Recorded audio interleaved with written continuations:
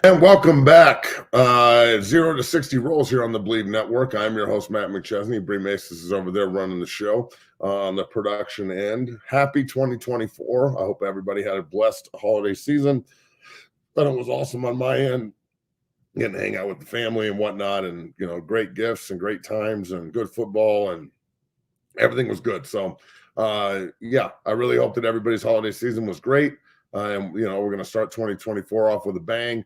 And see how it goes. But like always, our show here, 0 to 60 on the Believe Network, is brought to you by our good friends at the Bet Online Network.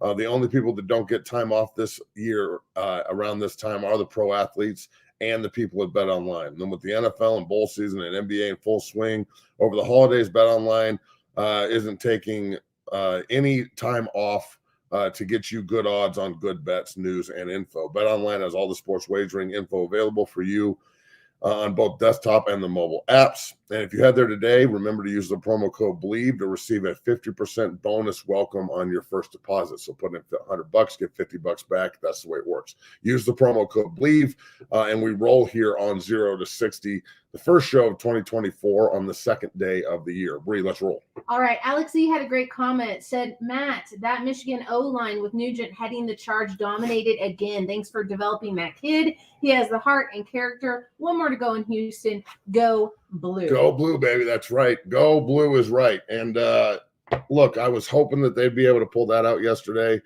I was pulling for Michigan-Washington in the final. I didn't think it would happen. I thought for sure that the refs would make sure it was Alabama-Texas, but the players made sure it was Michigan-Washington. The Michigan game was outstanding. I mean, it was everything you could want in a college football game, comebacks and fourth quarter drama and overtime. And to see Drake Nugent, who I've been working with for so long, on top of Connor Jones and Gentry and Reese Atterbury on that side, and then to watch the late game and watch Rosengarten and Zach Henning and all those boys up in Seattle do the same thing and punch their ticket to the playoff in the final. It's why we grind at 6-0, man. And it's why we push as hard as we do. It's why we've been doing it as long as we have. It's talking with Drake and his dad last night after the game. It was, over text message was awesome. Just the elation and being in that moment after a win like that, it only comes along maybe one time in your life. So it's pretty cool, man. Last year at this time, we were in the transfer portal trying to figure out where we were going to go after playing, 12 games at Stanford and going 3-9. And this year he's, on an undefeated football team and the head of it and first team all Big Ten, and the NFL is next. So it's ring time now. It's which side wants that ring more, because these are definitely the best two teams in college football. I've been saying it for months. I mean, I was easily the first guy on Coach JB's show to come out and say that Washington and Michigan were my picks on the national title. That was in September. So, I think Washington is really good, and Penix Jr. should have won the Heisman. The Heisman voters definitely fucked that up, and big time. And Washington or Michigan is just so physical and just so brutal up front that if you make a mistake, they're going to beat you. So I don't know what's going to happen, but Monday night's going to be real fun. Who do you got in the game? Oh man, I'm not picking that game. All right. No, it's here. I thought I got to think about it. I got to rewatch both of them. I can't pick that game right now. I'm too happy. Ty Riddle said, as a Texas fan, I'm proud of my team. We've been resilient this season, and also wish you a happy New Year. Happy New Year to you as well. I despise your team on a cellular level, but at the same time. I do think that they had an unbelievable year, and be interesting to see what happens with your quarterback. Does Quinn come back? Does he want to stay around the Arch Manning, circus? You saw last night that picture of everybody hoarded around Manning, nobody talking to Quinn. Quarterbacks don't like that, none. So we'll see what happens there, but Texas is definitely on the up.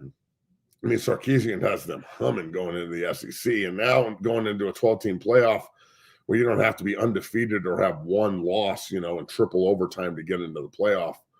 It's the schedules are harder, the conferences are harder, and there's going to be more teams with one or two losses that are in there fighting for the championship, and that's a good thing. So I'd imagine Texas will be right back in the fold next year, regardless of who's playing quarterback. They are real good. Pez thought Texas was in it till the end, thought the play calling at the end was bad. Play calling was rough across a couple of those bowl games. Did anything else stick out to you? Look, the Texas stuff, I don't know if it's the play calling or the nerves of the kids. Because Sarkisian was calling up a masterpiece, and they were not executing. At 23, dropped the ball. 23, I can't remember the kid's name, Blue, I think. He put another one on the turf on a fumble. That's not play calling, that's players. So, well, the last play of the game, you have the quarterback trying to sneak it 6 yards out, and where was he going to go? Yeah, I mean, look, you do make some questioning, like, hey, what the hell is going on here? But every game doesn't come down to one play. I mean, some games at the end of games come down to one play, but that wasn't the case last night. That game was lost in the third quarter when Washington had the ball for 13 minutes. Washington had the ball for 13 minutes in one fucking quarter. That's when the game was lost, period. They went up by 10, and once Washington gets a lead on you, they just burn the clock out. So you run out of opportunities, which is what happened to Texas.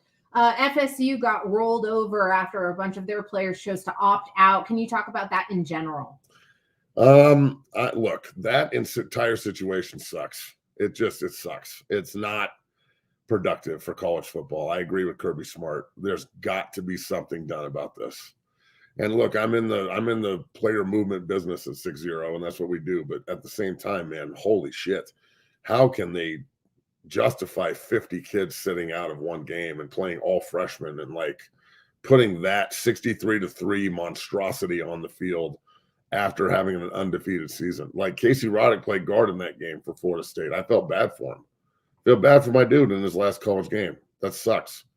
He just came off an undefeated season, and now Florida State's going to be known for that rather than the undefeated season. It's really too bad. So the NCAA's got to do something about this, and I don't know if they can. They're a ballless, clawless organization that has really no pull.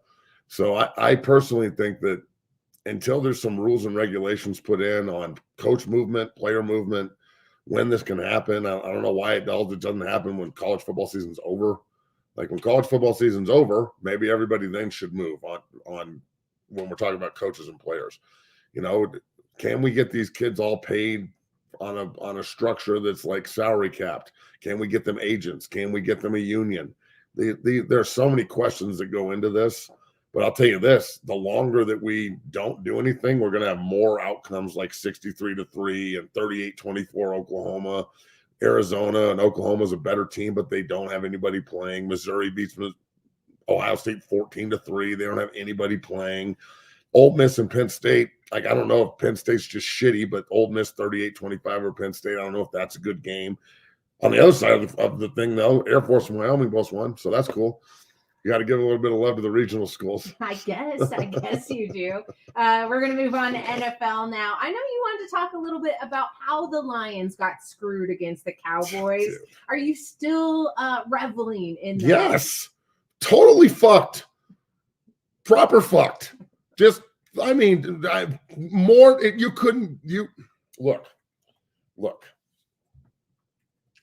don't know if you could get more fucked at a whorehouse. Nah. Yeah, I know. That's how fucked they got. You know how fucked that is? That's real fucked. So what I'm saying is that's where you go to get fucked. And they didn't even go there. And I'm telling you, I thought it was the worst, the most ridiculous shit I think I've ever seen in my life. Dan Skipper went to Ralston Valley out here. I know Dan. All right. First of all, Dan, let me get this just for the ref. Dan is the 6'11", 345-pound fucking monster wearing 70. He's the one that ran out there and was like, "Yeah, I'm reporting." And then they told Decker to go over and report too. The quarterback did, Goff. And Goff even said, like, we don't even need Skipper to report, but we needed Decker to report. Campbell told them. And Campbell told them before the fucking game.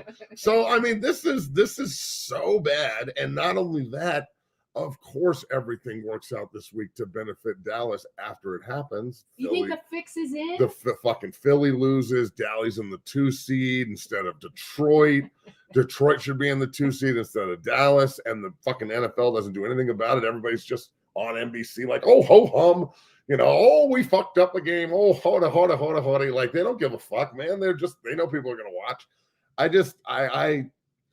I thought last year when the whole Hamlin thing happened, and thank God that kid's okay. But when it happened, they didn't play that game. And that was a massive problem with playoff seeding. Well, that was a year ago. That was a year ago. Now you're looking at this, and I know it's not a kid potentially dying on the field, but it's another egregious fucking problem that the NFL has to deal with from a scheduling standpoint and also from a competitive balance standpoint. Last year, the question was, how do you have competitive balance if two of the teams in the AFC that are at the top don't play for playoff seeding? That's why they do all these games at the end of the year when they schedule them like this. Well, now, how can you say there's any competitive balance with Detroit and Dallas? That was fucking ridiculous. If they can look up in the booth and have fucking the nerd that's up there hit the button and go, hey, this play needs to be looked at. Why can't they go up in the fucking booth and look at this? Tyler Riddle also says he's a Cowboys fan and the Lions got screwed. They got totally screwed, bro. Can't let it stand in the way. We're going to take a look at the clinched playoff predicament here. As you so rightly predicted, Ravens and 49ers both clinched that number 1 spot. And then you got Cowboys and Lions in the NFC, AFC's Dolphins and Chiefs. More horseshit. Well, how do you feel about it? All right, look, the AFC, the Ravens are going to be a hard out, but I have seen them be the 1 seed before Lamar win the MVP, 14-2, rolling, best defense in football, and then shit all over themselves immediately in the divisional round. Tennessee went in there and ran the ball down their throat. Now, is there a team like that out there like Tennessee? Cleveland. They've already gone to Baltimore once and won. So that's going to be interesting. We'll see if Baltimore can hold on to the 1 seed and they'll get the bye. The Dolphins and the Bills play Sunday night for the East. So that's the Sunday night football game. That's the last football game of the year. It's going to be a barn burner. Those two teams don't like each other. They played last year at the end of the season. Then they played in the playoffs. Now they're playing at the end of the season again, and they could play in the playoffs. So I don't know who I like in that game yet. We'll do that at the end of the week. But I'll tell you this, man, Miami's in trouble. They lost Bradley Chubb. They look like they're a little beat up. Mike McDaniel, has got to figure out. He's got to reach in that bag of goodies and figure it out. I really love that kid. I think he's a great head coach. I think he's going to do a great job for them down there. Kansas City snuck into the 3. They win the West. We'll talk about the Broncos here in a minute and my problem with that. The Browns are in as we'll talk about it. The Browns are in as a 5 seed, and they might be the best team in the AFC, even with fucking Super Joe Flacco, bitch. That's right. Super Joe! Hey, let's go! Super Joe Flacco! Woo! Because I'm not on the show right now. And it's so frustrating. Yeah, Super Joe. Wait. You're throwing all this love towards the Browns. Fucking the turds deserve it, okay? They've been getting shit on forever. Literally, look at their jerseys. They make bad decisions, but then they made a good one giving Super Joe a chance. And Super Joe came in on his fucking super old horse and got out of his super old saddle and got his creaky ass down there and started fucking slinging it around for 300 a game with backup offensive linemen. Did you say he was slinging it around? Slinging. That's Deshaun was slinging. Joe's out there fucking firing. But it's like he's doing it with 2 backup tackles and his fucking running back's gone. And Amari Cooper wasn't there the other night. And it don't matter. Super Joe just gets off the horse and he's like, I'm here to help you. Slinging it around. Deshaun's out there. Deshaun's out there, Chicago backhanding in the corner. Like, need any help, Joe? Too bad. My shoulder hurts. That's okay. I'm not using my hands anyway. It's okay. Oh. But look, I think the turds, in a perfect world, the Super Bowl is turds Lions. Can you imagine how awful that would be? It would be great for the fan Cleveland bases. and Detroit. It would honestly be on the pilgrimage to Vegas. Like you were transported back to the 70s. Like they played in like 1954 or something. Yeah, that's incredible. How did you have that memorized? Anyways, because I know everything, Bree. I thought you knew this. Are the Eagles in trouble? I'm surprised to see them this low. The Chiefs are sneaking in. The Browns have miraculously resurfaced, full of idioms today. But the Eagles, are they in trouble? Yeah, I think they are. There's something wrong with the defense. I mean, I know Kyler Murray's back, but Arizona's a bad football team. Although, fuck, man, they did beat Dallas this year and Philly, and they do play people tough. They'll probably improve. But at the same time, man, you can't lose that game at home. Not when they were up the way they were. The offensive line's too good. Skill players are too good. Fucking Julio Jones had 2 touchdowns in the game the other day. 2. Julio Jones. We're talking about Joe Flacco and Julio Jones. What is this? 2013. So, like, I really think that there's a lot of opportunity here for Philadelphia being the 5 seed because they're going to go to Tampa or New Orleans, and that's a winnable game on the road. So they can win a playoff game on the road and kind of silence all this, and then they know they can beat San Francisco. They already did it. They know they can beat Dallas. They've already done it. You know, like Dallas beat them at home, yes, but they did mop them in the link. So, you know, when you get to the final 4 of each conference here in the divisional round, we'll be able to really think about what's what. But I think Philadelphia definitely has some shit they need to fix. They're not going to be able to get away with this against the good teams in the NFC. Well, that's the parity of the NFL, as you always speak to. And Travis R. is repeating something I've heard you say. These days, I root for the teams that haven't had a Super Bowl win yet. We're far enough into the history that the underdogs need some love.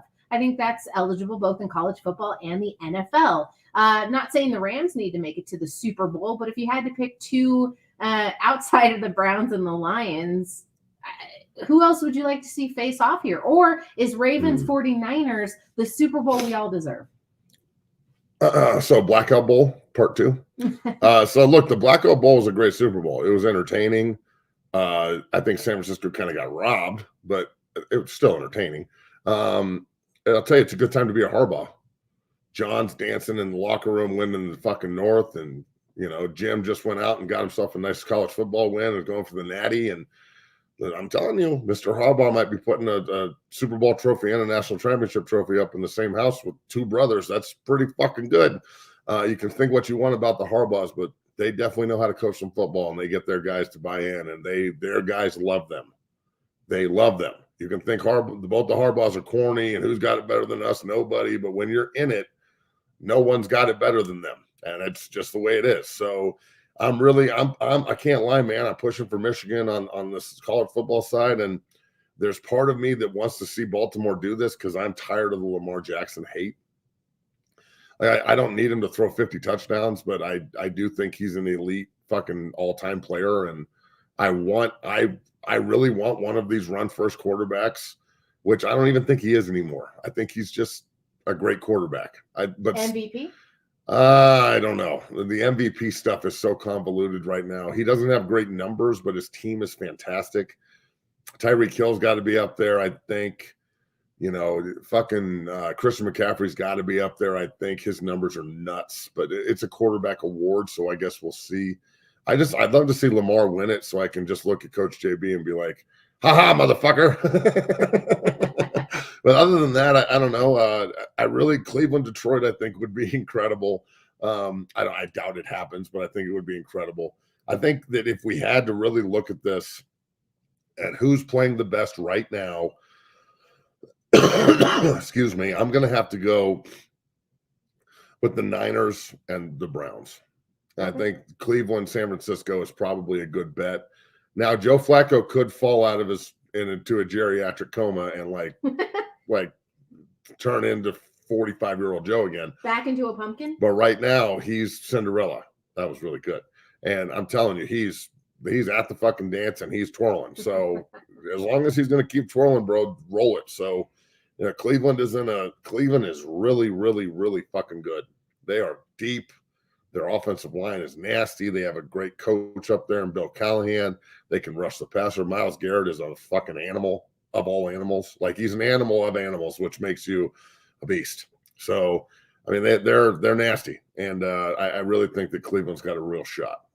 Tyler Riddle wants to know your thoughts on the AFC South, Texans, Jags, the Colts, and then he specifically left off the Titans Colts because they don't really count. So the Titans are having a rough year, although I like Will Levis. Look, Texans, Colts play for the wild card. All right, whoever wins that game gets the 7th seed. If Jacksonville wins and beats Tennessee, they're the AFC South champs. I don't think Jacksonville makes it out of the first round this year. They shouldn't have last year. That was the Herbert Charger monstrosity where they were up by 3 touchdowns and lost.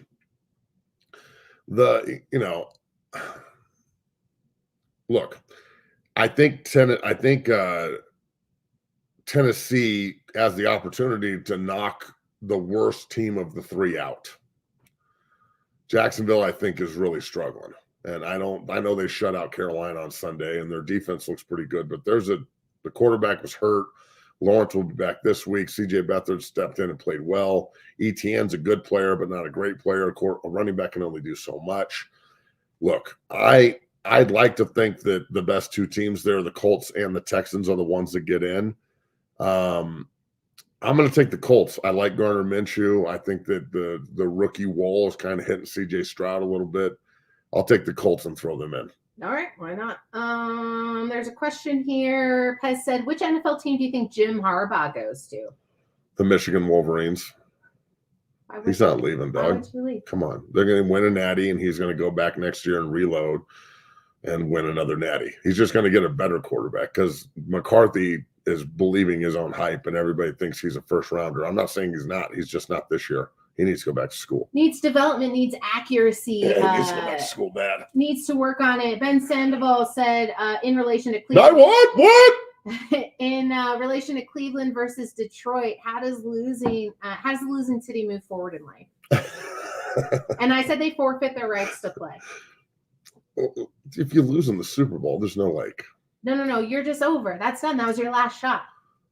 So Detroit and Cleveland are playing for like keeps. Oh, so whoever, if he dies, he dies. Yeah. Shit. Okay. Yeah. In that game, I'll probably take Cleveland in that game. Honestly, can you imagine Cleveland winning a Super Bowl with Joe Flacco? I'll quit. What the fuck? I'll quit. Can you imagine that? What's the parade going to be? Just like, it's going to be the drunkest bunch of Ohio people on earth. Like they're going to go off. There's going to be people raising from the grave just to see the Browns win. So look, man, I don't know. Can both think about like if they just went on like a 4 or 5 overtime tie. They just called it. They just like, look, this is the fucking there. You both win. Like 7 overtimes in, that would be ideal. Oh, we didn't talk about the Broncos yet. Do we have to? They win. They got eliminated at the same time. Yes. It's done and over with. Fare they well? All right, we'll move on with that. I'm disgusted. It's fine. Me too. Let's not get into that, but TBE Trucking had a question about the 2 linemen that Colorado got. Specifically? Well, which 2? Yeah, which 2? So let us know. To Jordan Seaton, because they got like 8 linemen. So they got a bunch of defensive linemen and offensive linemen. Do you want to pick a random 2? Sure, let's go with Jordan Seaton. I can't believe, look, never question Coach Prime. That's pretty much what this has taught me.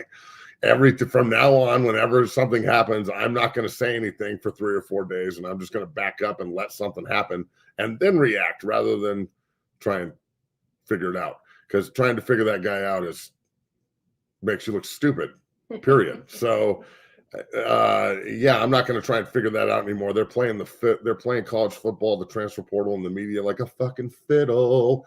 And you know what? Good for them. They got the number 1 player in the country at the most important position for what CU needed, which was offensive line. He is effortless. He's as good as Walter Jones, Orlando Pace, Jake Long, first picks in the draft at tackle shit. I know Walter Jones wasn't the first pick, but Orlando and Jake were. And I was in Miami when they picked Jake, and he was a fucking animal. And he's the same kind of player. So I love his attitude. I love his work ethic. I think he's going to be great for CU.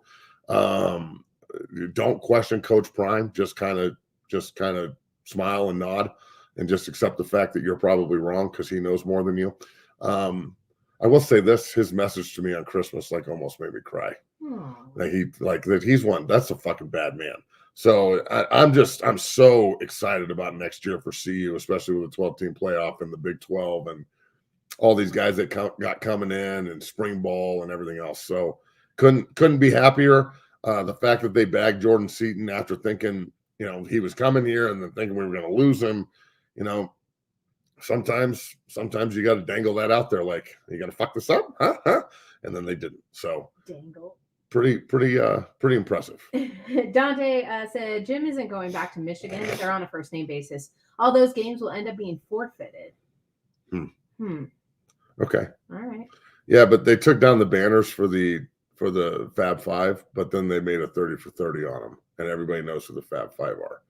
You can, if they want to take a banner down 4 years from now for the NCAA being a bunch of idiots, everybody's going to know who won the Natty. Everybody watched yesterday. You can't take the rings away from the kids. You can't take his ring away from him. And that ain't going to happen either because he's not breaking any rules now. He already served a suspension, and the Big Ten and the NCAA already put it to bed. So he's not going to stay. He's not going to the NFL again. It's not happening. He's staying in Michigan. That's my guess. Just like people thinking Bill Belichick's going to get fired in New England. That shit ain't happening either. Well, there's been reports that he could potentially go to the Chargers. Why the fuck would you want to do that? So that why could go? Do you want to go Charger with the Chargers, Bill? Josh McDaniels Don't do it. Can go coach the Patriots. Oh my God, this is getting ridiculous. But if the Patriots want to sign McDaniels up to be the head coach, awesome, because they'll suck forever. But Belichick, don't fuck your lineage up by going to the Chargers. All they do is Charger. All they do is Charger. Travis R said ideas on the see win loss in the 2024 Big 12 schedule. We'll do that on another show, and we'll break down kind of our idea for the schedule moving forward. But how about the Broncos? Are we going to talk about that monstrosity? Well, I tried to, and you said you didn't want to. I didn't really hear you correctly. Let's talk about Russ being benched because first and foremost, it created a division like I've never seen before. You got a better performance or a par performance from Jarrett Stidham for less money. You're still winning the games you're supposed to. Give me a breakdown on how you felt about Russ being benched. Look, I don't care if you're getting benched for performance, but that's not why it happened. And I'm never going to side with the franchise ever, even though the player's wrong here. Like he's not good and he needs to leave. And we know that. We understand that Russ isn't going to be the guy here. He should have been able to finish out the season regardless of injury waiver. That's the contract you signed. I mean, if I was Russ, I wouldn't put it by him to fake a fucking injury at this point for $40 million. And you can sit here and talk shit all you want, but until you're in that situation and you got a $40 million injury settlement and you're going to not get it because they're benching you, don't tell me you wouldn't like stub your toe really hard or walk in front of traffic or something. He has the right to refuse, but the team has the right to ask. It's a business. I get it. I understand. I'm saying the NFL is fucking shady, and they constantly do this to guys. There's no business. Yeah, but the NBA is a business, and they have guaranteed contracts. The NHL is a business, and they have guaranteed contracts. The fucking Major League Baseball is a business, and they have guaranteed contracts. We're the only fucked up business where they can cut you and third your fucking salary and just be like, oh, we injury waived you. You get a third of what you should have made. Then the Players Association needs to. The Players Association is dog shit. We know this. At the same time, though, this is a one-off situation. And I think it's dirty. I think it's dirty as fuck. And on both sides, I think Russ is 100%, accountable for this with his play, even though his numbers don't look bad, which any pundit's just going to look at the numbers and be like, oh, he's got 26 touchdowns and 10 interceptions or whatever it is. He looks pretty good. But we've watched every fucking snap, and he misses more opportunities than he makes. And I think Sean Payton is looking at this, like I told you the other day. I think he's looking at it and going, okay, we could probably get into the playoffs with this. They had an opportunity to do this year. It's not like Russ wasn't playing against New England. Losing that game was unacceptable. Like they had no business losing that game. They should have dominated that football game, and they fucked it up. And that's because the quarterback he's just not that guy. Now, I know I may be talking out of both sides of my mouth here, but what I'm trying to say is Sean Payton is looking at it and going, man, imagine how good we could be if I had a quarterback that could actually run my system and make the throws, rather than just being good enough to look like we could be good. And that's what he is with Russ. So they had to make a tough decision, and they did. I don't like this part of the NFL. I think it's really dirty, and they're not going to change anything about it. The CBA is what it is. Russ will be fine. He's married to Sierra. He's got plenty of money. It's about doing it to the next guy who may not be as well off as Russ. That's the problem, in my opinion. So Look, Russell Wilson had every opportunity to come here and do everything he wanted to do. I'm going to give some advice to superstars. Don't come in here and tell everybody what you're going to do. Just come in and do it. It usually doesn't work out very well. I know LeBron got a couple of rings in Miami, but he also lost twice. But when you come in and you write 4 rings on your fucking shoes and like you show up with that much ego, you better be the goddamn Terminator. And he wasn't. And it is what it is. So, looking forward here for the Broncos, possible draft picks there. Tyler's got a good question. Penix last night looked like the guy to me. I know he's a lefty, but who gives a shit? Like Tebow was a lefty. Y'all fell in love with him. So some guy flipped the plays to make it right-handed, and his release is just as fast as it would be. And his spin ratio on the ball is fucking ridiculous. That thing comes out of there like a goddamn lightning bolt. So I think he could be a really good pick. I think the Broncos, you said, what are they picking between 11 and 15? 11 and 16, but it's probably not going to be 11 or 16. So it's 12 through 15 then. So he'll probably be there right there, if I had to guess, unless there's a run on quarterbacks. And there's going to be there could be 8 or 9 going the first round this year just because of how many guys there are, but also the talent. So, Williams and Hartman and Penix and Nix and Jalen Daniels and so on and so forth. So, and more guys that we even forgot. So I really like the Penix kid. I know I'm a little biased because I watched him last night, but I watched JJ McCarthy last night, and I don't think he's a first rounder. So, it's gonna be tricky how they maneuver this here in Denver for sure. It'll be interesting. Go ahead and wish everyone well and get us out of here. I appreciate everybody. It's been a great year. The 2024 is going to be even better. We appreciate you for listening and watching every day. We'll be back on tomorrow to discuss more and get the party going here in 2024. So big games coming up this weekend. The national titles Monday night. Pretty much the playoffs start this weekend for the majority of the NFL. Is it's either win and in or lose and you're out. And we'll see. But Bring and I thank you very much for your time and everybody that watches and listens. Make sure you like and subscribe and pound that button. And then if you got any questions or concerns, reach out and we'll talk about it more tomorrow or the next day. No concerns though. No concerns. No concerns. Well, yeah, save your concerns.